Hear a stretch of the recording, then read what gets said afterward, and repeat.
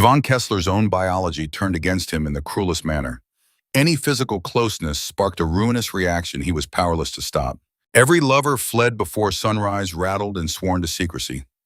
Following a multi-million-dollar legal battle that wrecked his name, he fortified himself behind impenetrable boundaries. That was before Alandre Frost took the job to overhaul his manor. When he attempted to shut her out, she defied every precedent, bolting the entrance and staying put. Hello again, my incredible and loyal community. My goal remains the same, bringing you the most gripping tales possible. New here, drop a comment with your location and join our journey by subscribing. Your engagement truly keeps this channel alive. Alandre Frost decoded human nature through the buildings they inhabited. By age 28, she'd mastered her niche, designing healing spaces for those carrying unseen psychological scars. She knew that pain intimately, having spent 5 years witnessing her mother's slow decline. Her partner walked out, unable to battle a memory. At 26, she finished her studies focusing on restorative architecture while masking her own grief with relentless drive. The Kesler project landed on a Tuesday. A massive wellness compound, no budget ceiling, and an 8-week timeline. The non-disclosure agreement spanned 40 pages, 4 times the usual length. The name Dvon Kesler carried a certain weight in her field. Despite the warnings Alandre signed, she knew that massive barriers usually hid fear, not malice. They were terrified. The property sat 40 minutes past the city limits, locked behind multiple checkpoints that vetted her thoroughly before she could even see the house. The architecture was breathtaking, yet Dvon met her at the threshold, standing 3 feet away as if he'd marked a perimeter. He looked younger than his reputation, early 30s, and quite tall. His grip was fleeting and professional, pulling away half a second too soon. Mrs. Frost. Mr. Kesler. He gave her plenty of room as she walked in. The interior felt like a museum, pristine, costly, and devoid of life. She recognized the look, someone purchasing a personality because they feared their own. He pointed toward the east wing, walking through a corridor built to isolate. I want this turned into a healing wing. It needs clinical utility, but a cozy feel and privacy must be absolute. Alandre tapped her screen. What's the focus? Physical rehab, surgery, recovery, or brain trauma? Does that change things? It changes everything. She halted, making him look her in the eye. I can't build a sanctuary if I don't understand the wound. His face hardened. Privacy. That is the wound. I need a place for total seclusion. Independent entry, separate utilities, complete self-governance. You mean you want power? His gaze sharpened instantly. Pardon me, self-governance is a luxury. Power is a survival tactic. She didn't blink. Which goal are we building for? He looked ready to fire her on the spot. Then his armor cracked, revealing a weary, genuine vulnerability. Both, he admitted softly. The east wing was actually horrifying. Stark walls, buzzing lights, and medical gear laid out like a holding cell. It was cold and sterile, not a single touch of humanity. How long have you been in here? She inquired. I haven't. Then who's the prisoner? Quiet filled the room. Alandre touched the wall, the freezing surface sending a chill through her fingers. Mr. Kesler, I've worked with soldiers, abuse survivors, and those with hidden traumas. But this space, she turned to him, this is designed to punish someone. I don't know who the target is, but that's the intent. His expression became a mask. It's a guest suite, he countered. Guess you're shielding, or guess you're hiding. He exhaled slowly. I need a place for someone with severe trauma to heal in total solitude. They require mastery over the lights, the noise, and the heat. They must know beyond a doubt that no one can walk in uninvited. The way he used the word they felt heavy. What triggers the trauma? His fist clenched at his sides. That isn't your concern. It's my only concern. Her voice was gentle but firm. Is it physical pain, a panic response, or a sensory break? The design depends entirely on that answer. He looked at her as if she'd finally decoded his private cipher. Pain, he finally whispered. Extreme, sudden, and brought on by... He paused, his jaw tight. By physical closeness. The room went silent. Alandre didn't flinch or offer pity. She just absorbed the information. Her mind was already blueprinting a way forward. We got the whole thing. She flicked through concepts on her tablet. We need distinct zones. A clinical area that feels like home. A relaxation space that feels secure. A localized control hub for managing the room without standing up. Thermal regulating fabrics. Acoustic dampening for silence. Smart lighting that adjusts to the body's natural clock. That's impossible for a house. Not if we stop seeing it as a bedroom and start seeing it as an adaptive space for an invisible condition. She showed him the screen. "I've pulled this off before." He leaned in, drawn to the vision. For about 5 or 6 seconds, they were inches apart, focused on the display. Then he recoiled as if he'd touched a live wire. "I apologize." The apology felt practiced and tragic. "For what? I need my space. That's non-negotiable." Alandre stayed calm. "Understood. We'll adjust the workflow, digital meetings and scheduled site visits. It's just another design constraint, Mr. Kesler. No big deal." He seemed to relax, if only for a second. 8 weeks, he said, shifting back to professionalism. "I need it finished in 8 weeks. That's a tight window for this much custom work. I'll pay any price. It's about the quality, not the cash." She paused. "But I'll make it happen. On one condition." His defenses went back up. "What's that?" "Total truth. If a design doesn't work, tell me the raw reality, not the polite version." She locked eyes with him. "I've spent too long with people who suffered in silence just to avoid making a scene. Building a sanctuary is off the table if you aren't being honest," she declared. Dvon Kesler fixed his gaze on her silent stretching. A faint, authentic smirk finally tugged at his lips. "You have a deal." Unaware of the impact, Alandre became the first in years to offer him dignity over sympathy. Meanwhile, he found someone who grasped that recovery required more than just feeling cozy. Authenticity was the goal. The upcoming 2 months would challenge them both. Task commenced 3 days afterward.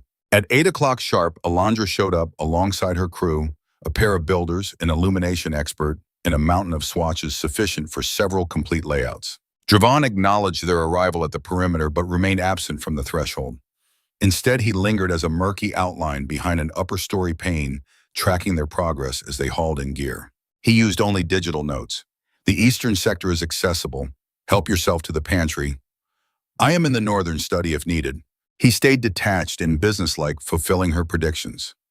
7 days were spent entirely on destruction, stripping away sterile surfaces, blinding fixtures and decor that seemed designed for discomfort.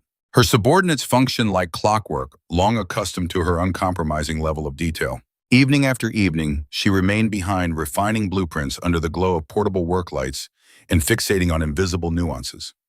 Occasionally, Dvon would manifest, though always at a distance. He hovered in archways or far corners, strictly observing a 3-foot buffer zone, as if it were a fundamental rule of gravity he dared not defy. "Regarding those sound-dampening boards," he remarked one day from the corridor while she worked on the floor, "do they truly provide total silence? Hardly. Perfect isolation is impossible, but it will muffle any activity from the rest of the residents." Glancing up, she probed, "Why is there a concern?" He hesitated. "No, it is simply essential." Though tempted to press for details, she recalled her pledge to prioritize truth over prying. She gave a silent acknowledgement and returned to her tasks while he slipped away in silence. By the second week, a rhythm took shape. Dvon was invariably conscious upon her arrival, lurking in the shadows of the library or the study. She once spotted him at daybreak on the upper deck, caffeine in hand, gazing into the void. He abstained from shared meals, avoiding any small talk or breaks with the workers. Yet each night, once the builders departed, she discovered quiet gestures, steaming carafes of brew in the galley, or the specific blend of tea she preferred. She had offhandedly noted her tastes earlier, and now the cupboards were full. Delivery pamphlets appeared with certain dishes highlighted, as if someone had tracked her tendency to skip meals while immersed. These minor, considerate acts proved he was observant. She extended her hours, convincing herself it was due to the tight schedule and the intricacies of custom architecture. In reality, she stayed because the mansion seemed far less desolate once night fell. Occasionally, between 10 and 11 o'clock, her device would vibrate. "Still at it?" "Indeed. You need rest." "As do you." Their digital exchanges were simultaneously trivial and profound, shifting from structural aesthetics to personal histories, her path to design, and his reasons for acquiring this estate. They touched on her family dynamics and his career of creating homes for others while remaining a stranger in his own. She kept that last observation to herself, though it didn't escape her. Every chamber was a masterpiece of style, yet they all felt uninhabited. The cookery resembled a display unit, and the lounge featured color-coded volumes that had never been opened. She caught a fleeting look at his sleeping quarters through a cracked door. It was immaculate and devoid of life. It felt like a suite where a long-term guest never bothered to unpack. You craft environments for the world, she messaged him at 12 a.m. when she ought to have been dreaming. But you never actually inhabit them. Why is that? The typing indicator flickered repeatedly before his reply arrived. I haven't learned the way. Her heart constricted. Shall I show you? The activity ceased. Fearing she'd overstepped a boundary, she waited in the silence. 5 minutes later, a single word appeared, perhaps. Transition hit in week 3. The construction crew wrapped up their heavy lifting and departed. Now she labored alone on the delicate task wiring the intelligent illumination and setting up sensors. She spent her time calibrating the climate systems and organizing modular furniture to adapt to various scenarios. Dvon provided silent assistance, manifesting with the exact tools required just before she reached for them. While she tuned the motors, he would check the light-blocking curtains. He would linger near the exit, poised for a quick retreat while critiquing the ambience. He noted excessive glare, low temperatures, or the subtle weight of the ventilation. How can you tell? She inquired, seeing him recoil from a gust of warm air. Such details usually go unnoticed. I am aware of everything, he replied flatly. His tone was dead. I must. Why? He finally caught her gaze, truly met it. For once, his guarded exterior began to shatter. Because my physical form fails to function correctly. The room grew heavy with silence. Alandre remained motionless and quiet, offering him the choice to elaborate or walk away. He opted for honesty. I have a diagnosis, he admitted with visible effort, a rare disorder of the nervous system. It causes excruciating agony whenever, he took a sharp breath, contact, intimacy, or even pleasant sensations. It all turns, his fingers tightened. It becomes agonizing. Alandre's pulse raced, yet she maintained a calm expression. Can it be treated? Controlled but not healed. Tension only exacerbates the symptoms. Being near someone I desire, makes it worse. He averted his gaze. The revelation lingered between them. The legal battle, she whispered, piecing it together. That was the cause. He gritted his teeth. I was unaware until the damage was done. I wounded her deeply. Scars that never fade. Explanation was impossible since I was in the dark myself. Before I found answers, she had already sought counsel. Her attorneys painted me as a predator. You're no predator. You don't know that, he countered, his tone sharp and guarded. You haven't felt the weight of craving someone while knowing that very desire is a weapon. To have your own flesh turn against you at the peak of connection. He paused, gasping for air. I ended the suit, provided enough for her lifelong care, vowed never to cross her path again. Then I constructed this fortress. He waved toward the hollow, elegant corridors. A sanctuary where I can live without posing a threat to anyone else. Alandre rose gradually, mindful of his space. So this room is for the next time those feelings return. Yes, he confessed, the truth laid bare. I imagined a sanctuary might change things. Something built for this. But then, a sharp, jagged laugh escaped him. Who am I kidding? Start over, gamble on it. A foolish thought. No, it isn't. Closing the gap slightly, she kept her distance. It's about having faith, which isn't foolish. Faith is a hazard. Their gazes locked, revealing everything. The terror, the isolation, and that raw, agonizing hunger for a life he felt was permanently out of reach. Hope tricks you into wanting the impossible. Such as, he stared at her, the silence stretching until it felt heavy in her lungs, a silent confession of things left unuttered. Like having someone stick around, he murmured. Those words struck her with blunt force. It dawned on her then 3 weeks had already passed. 21 days defined by midnight oil, guarded boundaries, and texts that felt like secrets. 21 days more than his previous record holders. Leaving wasn't an option. Dvon, she whispered, speaking his name for the very first time. I'm staying put. His composure completely crumbled. You've no clue what that implies. Actually, I do. She didn't blink. You equate affection with agony, thinking love equals injury, but your logic is flawed. My doctors would disagree. You have specific needs that require adjustments. Those aren't the same thing as being a threat. Exhaling slowly, she continued. I build environments for people with physical challenges. I'm an expert in modification. I know all about boundaries. And I realize that hard doesn't mean unreachable. Alandre, look, I'm not claiming to know it all, and it certainly won't be simple. All I'm saying, she weighed each syllable, is that I see the actual man. Not the gossip, the legal contracts, or the barriers you've erected. And I haven't left. For a split second, he seemed on the verge of tears or flight. Ultimately, he gave a single curt nod. He spun around and departed, his stride ringing through the hollow mansion. Alandre remained in the construction zone, her pulse thumping and fingers trembling. A commitment was made. Amidst the chaotic whirlwind of her emotions, the truth hit her. She was being sincere. Not out of a desire to repair him, but because since her mother's passing and her broken engagement, she finally wanted to attempt building something real again. That night shifted their entire dynamic. Dvon remained aloof, preferring messages over speech and vanishing into hidden corners of the estate for hours. Yet a fresh gravity anchored them, a static charge vibrating in the air like an exposed electrical cable. The sensation lingered whenever they shared space. Construction neared its end. The East Wing was now a stunning, practical refuge that absorbed trauma without worsening it. Ambient glow synchronized with natural cycles. Climate dials placed within easy grasp. Soundproofing so profound it amplified one's own pulse. Fabrics selected for tactile ease rather than visual appeal. A triumph of customized engineering and a self-imposed prison. Neither of them could deny that truth. Those presence detectors, Dvon remarked one night hovering in the doorway. They're oversensitive. They picked me up 10 feet away. Alandre glanced up. Precisely.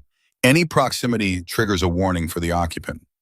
But what if knowing someone is near is exactly the problem? His tone was strained. What if that awareness heightens the panic? She observed his haggard face and the dark circles that had recently appeared.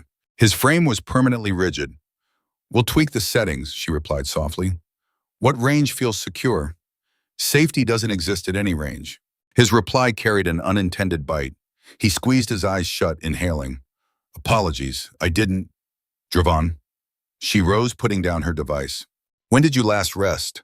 I closed my eyes. When was your last deep sleep? He said nothing. She moved an inch forward. He stiffened. Stop. I am 10 feet back. I am painfully aware of the gap, he rasped. I am always aware. That admission stunned her.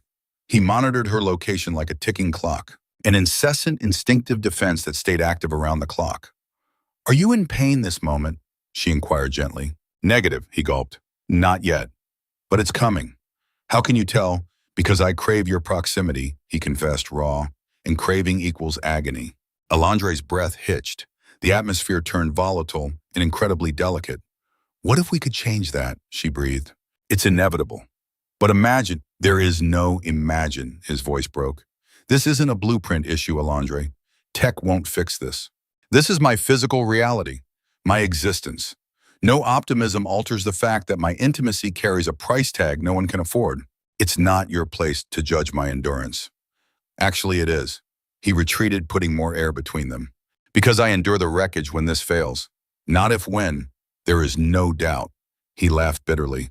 You think you grasp this, but you're blind. You view this as a design challenge, but it's deeper. Eventually, weeks or years from now, physical contact will happen. Slips occur, and when my biology reacts as it must, you'll see me as she did, whoever she was, as a shattered thing. Like something to be mended, shunned, or pitied, he whispered. And I refuse. He trailed off, his jaw tight. I won't witness you growing to loathe me. That's impossible. You can't promise that. I just did. He choked out a ragged sound. It's been 1 month, 30 days of cold professional conduct. You haven't witnessed the aftermath when those walls collapse. You don't know the lethality of extreme desire. She advanced again. Prove it to me. No. Reveal your greatest fear. I said stop, he shouted, recoiling against the wall, gasping. This ends today. Project over. I'll pay for 8 weeks' work. We're done. Alandre's blood chilled. You're axing me. I'm setting you free. There's a distinction. Is there? She asked, her voice trembling. Fury boiled within her. Because this looks like pure cowardice. It's safety. I don't require it.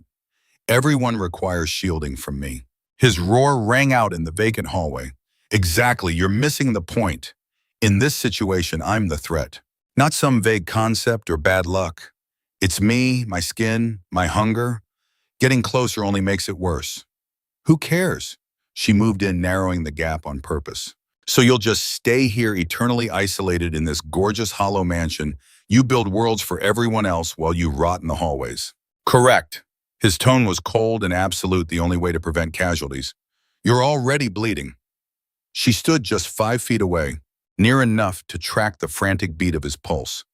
You're suffering this second and my hands aren't even on you. Alandre, stop. He hit the wall, cornered. Enough. Give me a reason. I'm at my breaking point. The truth tore from his throat. Every part of me is begging me to bridge this gap. And I realize what follows if I cross that line. I won't do it. I won't break you. I won't witness another soul. He choked off, gasping. Another person, you what? Her whisper was thin. His gaze was wrecked with misery. Another person I care for. The confession landed like a bomb. Alandre fought back the lump in her throat, refusing to cry. You believe loving me requires exile? It's my only play. No, it's the only cage you've built. She stared him down. You've convinced yourself you're unworthy of love, that desire makes you a monster, that your diagnosis dictates your whole existence. It does. Like hell it does. Her fingers curled into tight fists. Want to know what I see? Not a wreck, not a threat. I see a man who's been a solo survivor so long, he's forgotten how to share a burden. You're clueless about what you're inviting. Then spell it out. She edged forward, 4 feet separating them now. Within arm's reach, but she stayed still. Give me the price tag for wanting you, because perhaps, just perhaps, I'm ready to pay. You aren't. That's not your call. Her tone sharpened with irritation. You don't get to manage my life based on your assumptions of my limits. I'm an adult who's endured hells you can't imagine. I've seen loved ones fade away. I've been discarded for being too much trouble. I rose from the ashes of my past. You think I can't take messy? You think I can't handle hard? This isn't hard, Alandre. This is a dead end.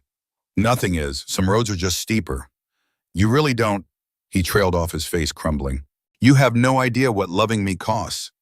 Then educate me, she yelled, months of repressed feelings finally bursting through the surface. Quit hiding facts I deserve to hear. Stop gatekeeping my endurance. You want the truth, fine. I've outlasted everyone who came before. I've memorized your habits, your limits, and the precise buffer you require to breathe. I built this world to cushion your agony, hoping maybe you'd let me share the load. Now you're saying it's all garbage, that you'll just bail when it gets heavy. Yes, his voice fractured, because keeping you far away is the only way I can protect you from myself. You're not ruining me. You're killing us. There is no us, he bellowed. It's an impossibility. Why can't you see that? Whenever you're near my nerves, prepare for an agony that could span hours or days. The last time he halted, chest gasping for air. Last time I lowered my guard, I lost consciousness from the torture. I woke in a ward to her shrieking about my actions. I have zero memory of it, Alandre. I can't recall hurting her because I was lost in it. So excuse me for not gambling with your safety. Silence fell, broken only by their heavy gasps. Alandre felt a dam burst inside. It wasn't pity or terror, just a crushing, total realization of the burden he'd shouldered in isolation. I'm sorry you endured that, she whispered. I'm sorry for the shame you carry, but you're martyring yourself for an accident you couldn't stop. Motive is irrelevant when someone gets hurt. It's relevant to me. Well, it shouldn't be. His tone turned icy and guarded. Get out, Alandre. Take the check and finish your other gigs. Erase me from your mind. I can't. You must. Give me a reason. Because it's a request. A raw, frantic edge pierced his voice. I'm pleading with you to leave before we, he stalled. Alandre gazed at him. A man who built complex fortifications to protect people from his own nature. Who monitored her distance like a ticking bomb. A man whose craving for her was literal torture. She saw then that he was immovable. He'd already written the final chapter.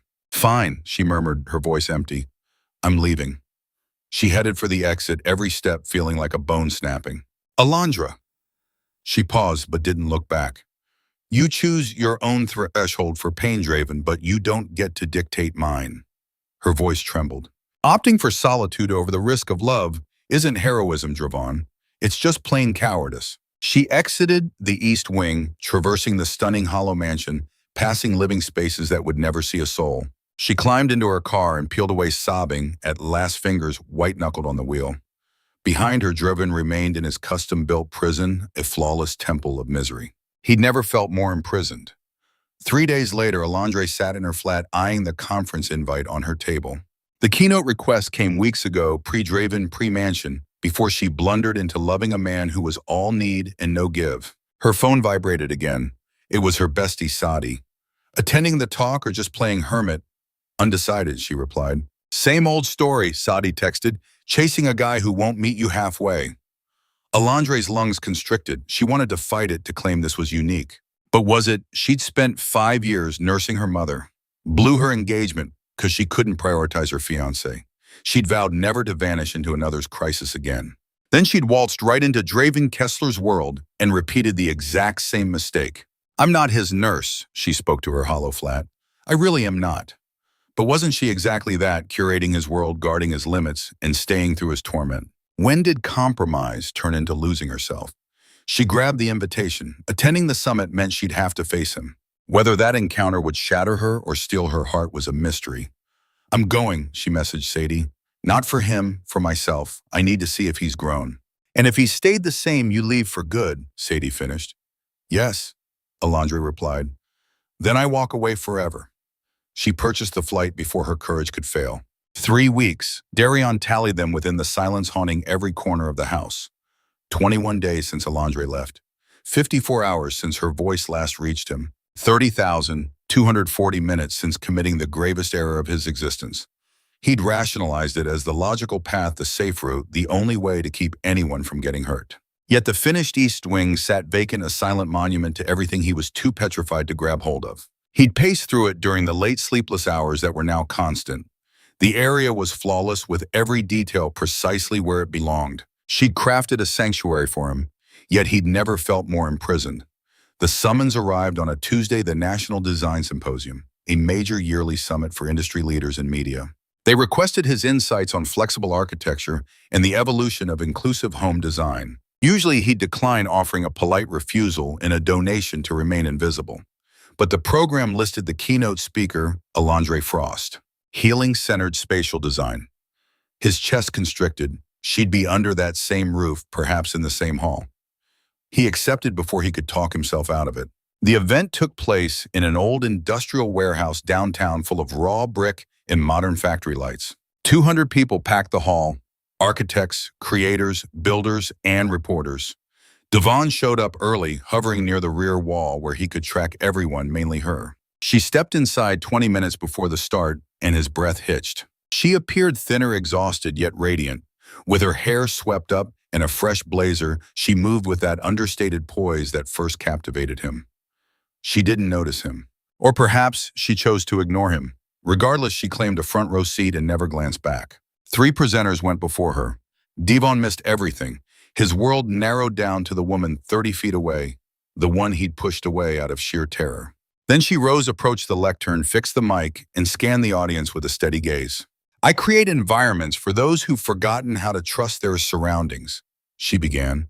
Her tone was lucid and poised, carrying weight without needing to shout. For bodies that function differently, and minds harboring invisible scars. For years, I believed my mission was to provide comfort, security, and order. She paused, a flicker of emotion crossing her features. I was mistaken. My purpose isn't to remove all danger. It's to empower people to define their own risks, to build spaces that actually listen when someone says, this is what I require. Draven's fists squeezed tight. My most significant project, as she went on, was for a man who felt too broken for intimacy, who'd built such massive defenses he forgot how to let anyone in. And my error, her voice faltered for a split second, my error was assuming I could design a sanctuary to make him feel secure. Because safety isn't a physical room, it's a mental choice. No blueprint can make that decision for you. The room went quiet. He taught me that true courage isn't about reinforcing your walls. It's choosing the moment to tear them down. She glanced at her notes, then back at the crowd. Even when you're petrified of the fallout, she walked off to thunderous clapping. Dvon sat frozen. She'd shared their intimate struggle with a room of strangers without mentioning his name once, yet everyone felt the truth of it. 2 more talks followed, then a break before the panels he was meant to join. He couldn't go through with it. How could he lecture on adaptive design when he'd spent 3 weeks rotting in a house built for life that felt like a tomb? He was nearly at the exit when someone called out, Mr. Kesler. It was the director, looking nervous with a clipboard. You're starting now. The residential innovation panel. Everyone is ready. Every fiber of his being wanted to flee and hide back in his solitary world. But Alandre's words rang out in his mind. Real bravery isn't building sturdier walls, it's knowing when to dismantle them. 2 minutes later, he faced 200 people focusing on the only one that mattered. Alandre sat right in front. "I am Dvon Kesler," he started, voice trembling. "For 3 years, I've funded work for those with hidden struggles, chronic suffering, and sensory issues at conditions that make standard living spaces feel like a battleground." He gripped the wood tightly. "I support this because I know what it's like when your body betrays you. When you believe you're too damaged to be loved, that isolation is better than being a burden." He locked eyes with her. "Just lately, a person proved to me that requiring support doesn't make one unworthy of affection. She didn't just design a room for me, she gave me permission to be myself. And I shut her out because I feared trying more than I feared being alone." His voice broke. "But I'm done living in fear." He stepped down amidst cheers. Alandre approached him. "That was terrifying," he confessed softly. "I know." Her reply was a mere breath. "I'm unsure if we can fix this, if it's possible." "I know, but I'm willing to try." He stared at her. This woman who'd endured everything. "If you'll have me, if you still—" "I'm not here because I'm brave," she interrupted, tears falling despite her steady tone. "I'm here because I've made my choice. I decided 3 weeks ago. I've just been waiting for you to catch up." He exhaled sharply, relieved.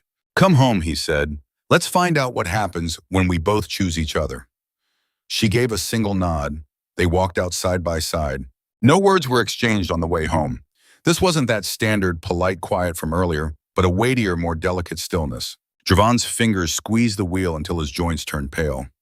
Beside him, Alandre tracked the streaking scenery, her pulse thumping wildly in her chest. Entering the mansion, they moved past the foyer and down the east wing hallway toward her custom-built chamber. "Explain the process," Alandre murmured. "What occurs? What signs should I track?" He cherished her for inquiring, for approaching this as a technical puzzle. It felt manageable, something to map out and tackle together. "It begins with a tightening," he noted. His tone grew more stable as they analyzed it. "It feels like every muscle is seizing simultaneously. Following that is a sharp electric agony, focused." He motioned vaguely. "Everywhere that should feel intimacy's joy instead registers pain. The peak usually hits within 5 to 15 minutes. It recedes eventually, but at a crawl. The lingering effects last for hours. What specifically causes it, physical contact alone or paired with attraction?" He forced a detached perspective despite his thundering heart. "Bodily touch. When my system reacts to longing. It needn't be a sexual caress. Merely being near someone I crave, if any skin touches the reaction can ignite. My nerves fail to distinguish between warmth and passion when there's desire. So currently," she eyed the tiny gap separating them. "Are you prepared?" Truly, that confession felt exposed. "My heart has belonged to you since you first stepped through my doors. Standing this close, aware of our plan, my biology is already bracing hypervigilant. That means the window before the hurt starts is incredibly narrow." She gave a slow nod, absorbing his words. "We must be purposeful then. Let us cherish every second. Alandre, you aren't obligated. I choose this." She locked eyes with him. "I need to experience this connection, however fleeting." His throat constricted. "Very well." They settled onto the specialized built-in furniture she had crafted for this area. It was versatile and adjustable, designed for quick exits if necessary. Nearby, but no touching yet. Dvon's palms were trembling. He linked his fingers to stop the shaking. "We will move slowly," she promised. "The moment it begins, inform me. No hiding the truth, no trying to endure it alone. Tell me when the pressure starts building." Agreed, agreed. She reached out with deliberate care, signaling her intent. Her fingers paused 6 inches from his cheek. "May I?" His chest felt like it would burst. His entire being was a storm of conflicting urges, craving and dread, plus a desperate prayer that this time the fire wouldn't burn. "Yes," he exhaled. Her hand met his skin, warm, firm, and tangible. For 3 seconds, life was flawless. For that brief span, it was simple contact, her palm against his jaw, and the bittersweet beauty of being wanted without barriers. Her thumb stroked his jawline. He leaned toward her, starved for affection, after years of self-imposed isolation.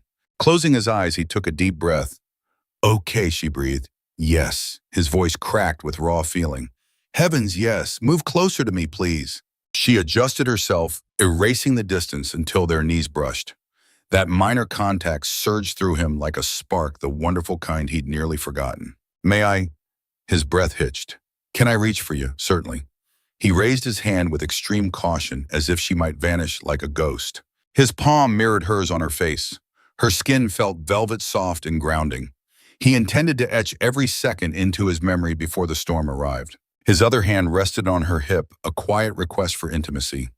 She pressed into him, which served as her silent consent.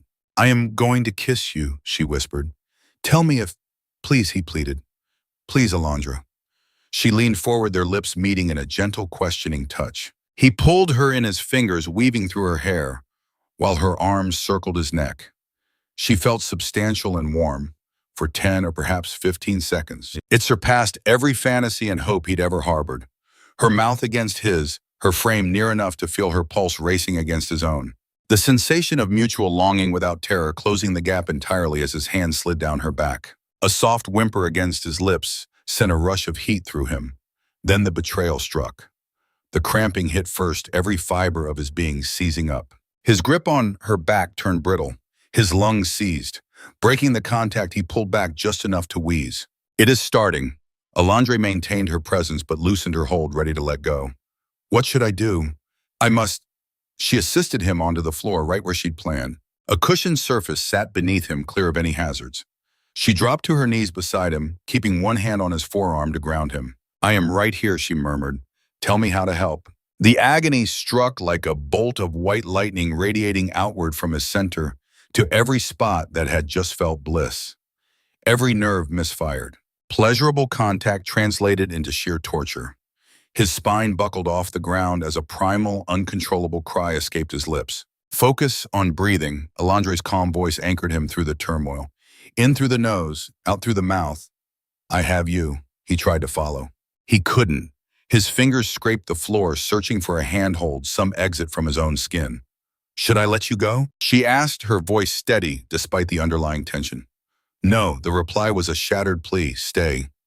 Please stay with me. Don't leave. I am staying right here. She pressed her hand more firmly against his skin. I'm with you. You are safe. This will pass. The agony peaked. Wave after searing electric wave hit the areas that should have been humming with joy, but were instead screaming. He lost all sense of time. He lost everything except the feeling of his body failing him and her steady voice acting as his lifeline. You are doing so well. Just breathe. I am right beside you. You aren't alone. His sight blurred into white, his muscles so rigid he feared they might snap. Vaguely, he heard himself sobbing. Dimly, he realized this was the very nightmare he had dreaded most. Exposed, stripped down to nothing but raw agony and desperation. Yet she stayed. Time blurred, perhaps 5 minutes, perhaps 50. Every second felt like drowning. Gradually, the searing torture began to fade. The white-hot intensity dulled into a heavy pulsing throb radiating through his lower body. His frame finally started to relax. Breath returned thin and ragged. Dvon slowly registered his surroundings again in fragmented pieces. The floor beneath him, the specific texture she had chosen, felt soft enough for comfort yet solid enough to keep him grounded. The room's temperature was dialed in perfectly. He did not feel the chill, despite the sweat soaking his clothes.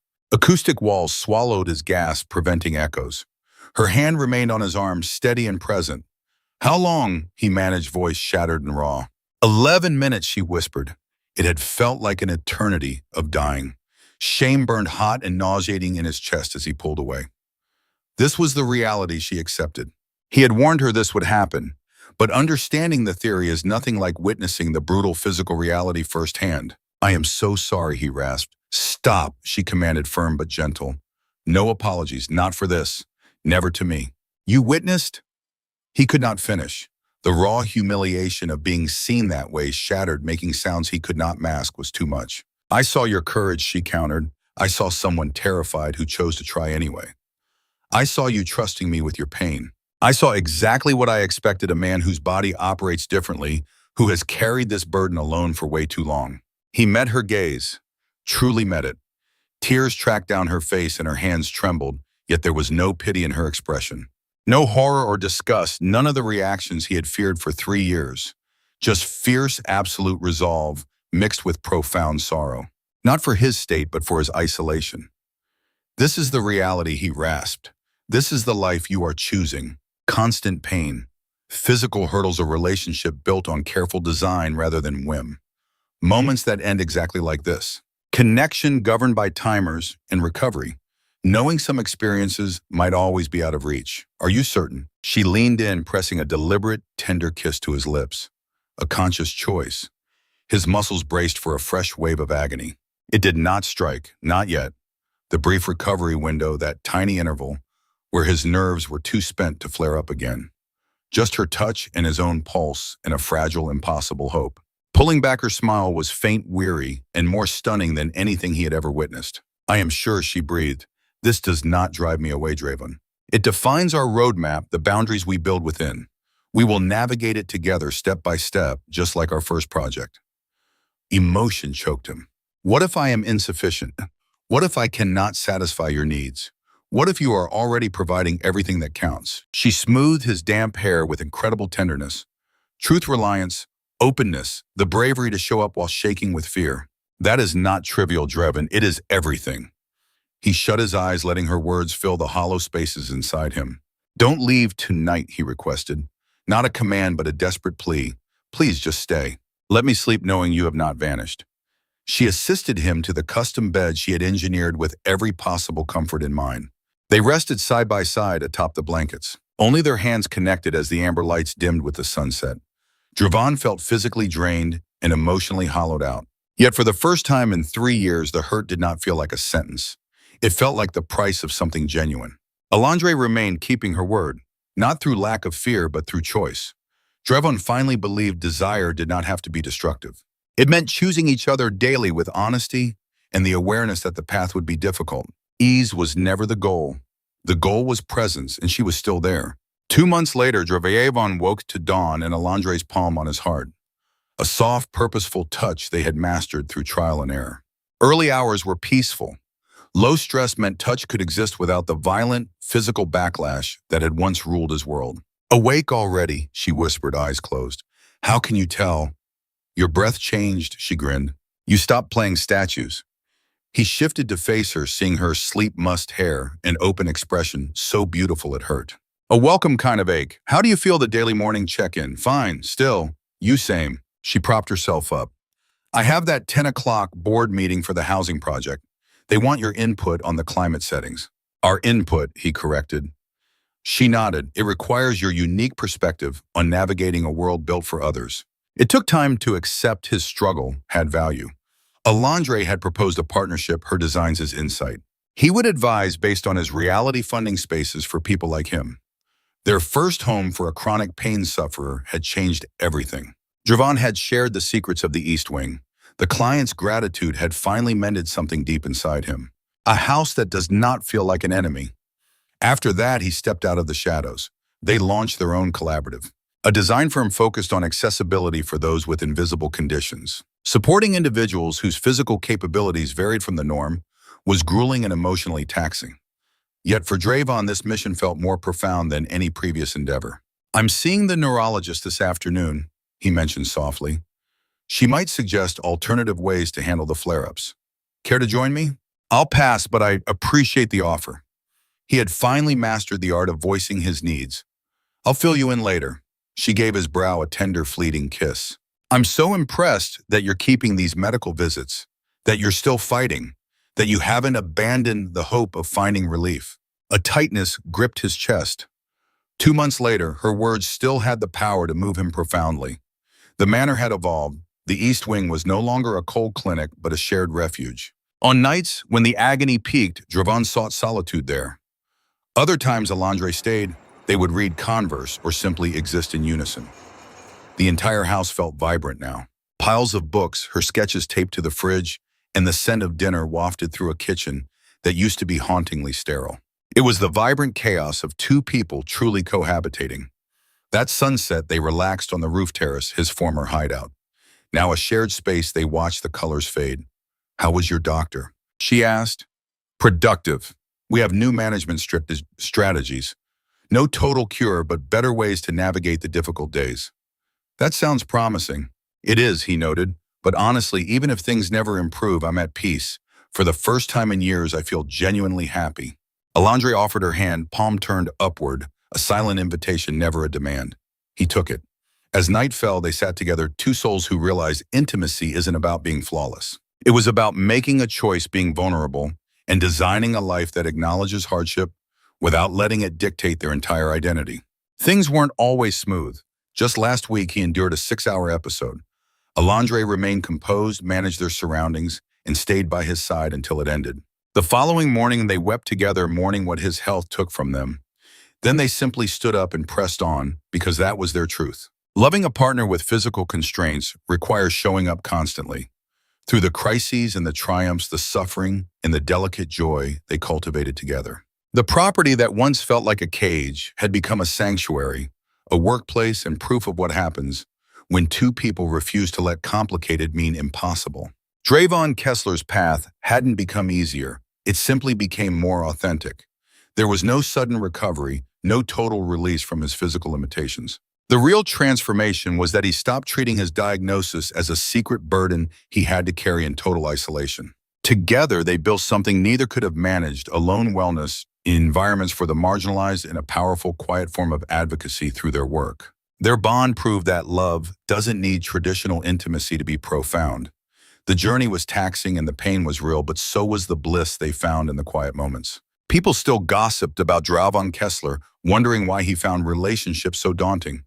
But Alandre knew better. He was never a burden to her. He wasn't broken. He was just a man with a unique physical reality, waiting for someone to see that being different isn't a barrier to a full life.